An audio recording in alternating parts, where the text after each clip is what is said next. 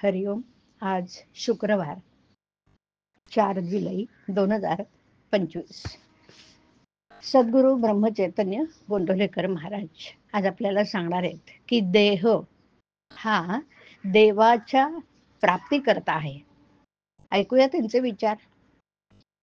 एकदा असं झालं की एका साधूकडे चोराने चोरी केली आणि ते पळून जात असताना शिष्याने पाहिलं.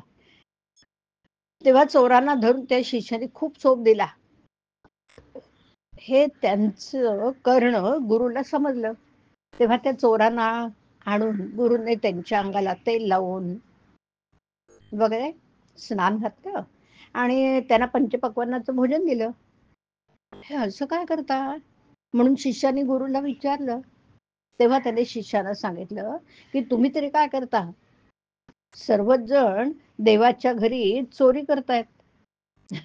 कारण आपल्याला त्याने हा जो देह दिलाय तो देवाची प्राप्ती करून घेण्यासाठी म्हणून.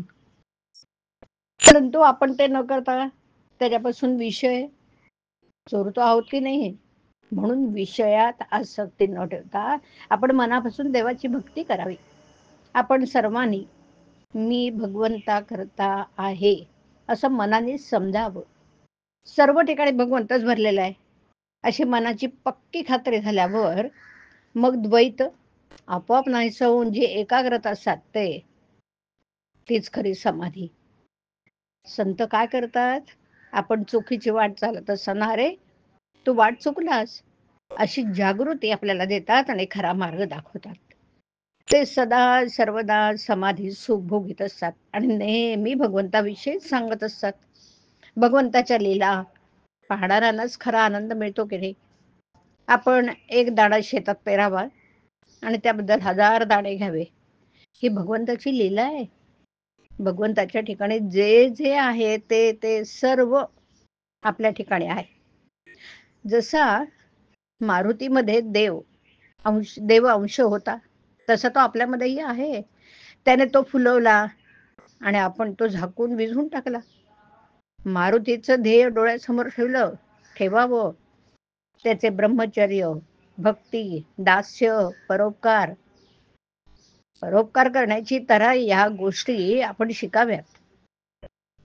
मारुती हा चिरंजीव आहे. ज्याची तशी भावना असेल त्याला अजूनही त्याचं दर्शन होईल.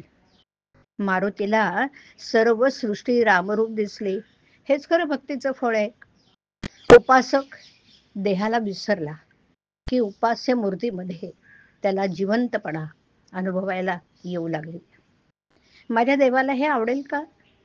अशा भावनेनी जगात वागावं हा सगुणोपासनेचा मुख्य हेतू आहे. भगवंत दाता आहे, तो माझ्या मागे आहे, तो माझं कल्याण करणार आहे, ही जाणीव झाली की जे मिळालं ते भगवंताच्या इच्छेने मिळालं ही भावना होऊन आहे त्या परिस्थितीमध्ये समाधान मिळेल. समाधान आणि आनंद हीच खरी लक्ष्मी.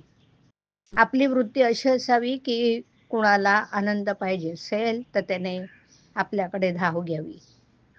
इतर संपत्ती कितीही दिली तरी पुरी पडत नाही, पण वृत्तीचा आनंद देऊन कधीच संपत नाही.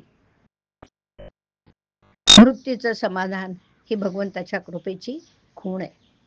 हरिओम. हरिओम तत्सत. हरिओम.